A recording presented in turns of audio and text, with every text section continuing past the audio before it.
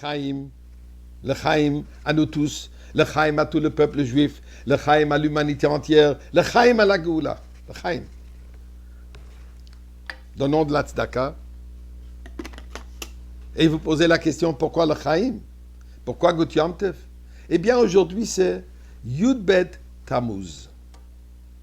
C'est le jour où nous célébrons la Chag HaGeula, la fête de la libération du rabbi précédent, le Rebbe Rayatz, Rabbi Yosef Yitzhak, le beau-père du rabbi, qui fut emprisonné dans l'année 1927.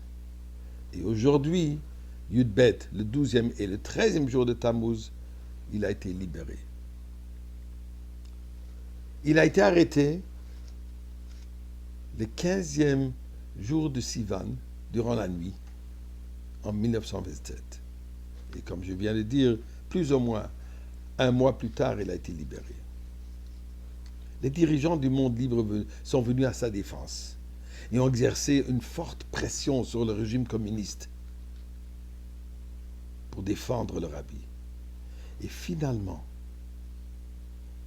sa condamnation à mort initiale a été commuée en 10 années de travaux forcés en Sibérie, puis en 3 ans d'exil, et ensuite, le 12e jour du mois de Tammuz, il fut entièrement libéré. Beaucoup a été dit et écrit sur cette période. Mais je voudrais aujourd'hui partager avec vous quelques paragraphes d'un chassid qui s'appelait Rebbe Lechaim Altois, l'un des chassidim des plus fiables du rabbi, un des plus proches au rabbi précédent, qui a écrit une longue, comment je dirais, il a enregistré en détail le contexte et le récit de la période tumultueuse avant l'arrestation et la libération éventuelle des rabbis précédents. Et voilà un paragraphe qui dit, nous les chassidim, ceux d'entre nous qui se sentaient les plus proches du rabbi, avions déjà peur dès le début de l'année 5687, Tafresh Pezaïn 1927. Ou d'ailleurs, Tifri, c'était 1926. Nous avons eu un indice inquiétant au moment de Rosh Hashanah, au moment le plus solennel, le moment du son du shofar. Quand le rabbi précédent a commencé à dire les versets avant qu'on sonne le shofar, en disant les paroles Min hamei tsar karatika, du détroit, de la détresse, j'appelle Dieu.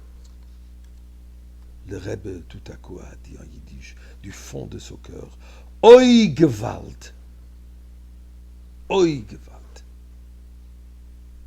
Et ceci était juste avant de prononcer les paroles du Passouk, Al yashkuni zeidim, que les méchants ne m'oppressent pas.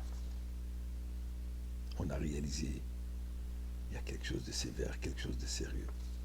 Et d'ailleurs, Simchat Torah, qu'habituellement est une journée de fête, de joie, durant ce Tishri, cette année,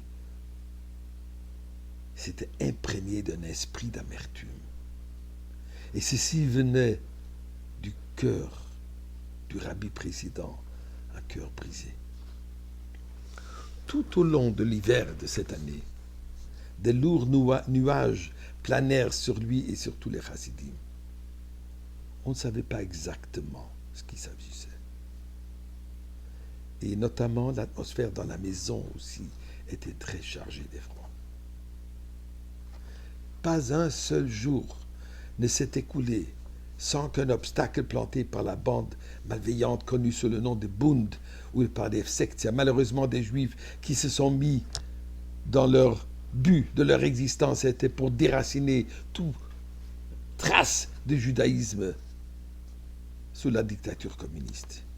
Là où le rabbi montait une école, montait une yeshiva, un cheder, une synagogue, un mikveh, ils venaient, ils détruisaient et ils rebâtissaient.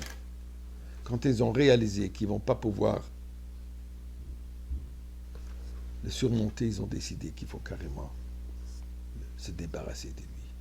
Et effectivement, leur intention était chas v'shalom, la peine de mort. Rabbi Chaim Altos raconte que le mois d'Adar, à un certain moment, il s'est rendu, le Rebbe précédent dû partir en train pour plaider une cause importante. Quand il est rentré, il dit, dans le compartiment du Rebbe, le Rebbe précédent me dit, un chapitre de Tehillim est important. Récite un chapitre de Tehillim pour moi. Là, j'ai réalisé que le Rabbi précédent ressentait qu'il se jette dans la gueule du loup. Messirut nefesh mamash. Et, effectivement, un peu plus tard, il fut arrêté, miraculeusement libéré. Espérons qu'aujourd'hui, on ne va pas seulement fêter la libération d'alors, mais la libération d'aujourd'hui.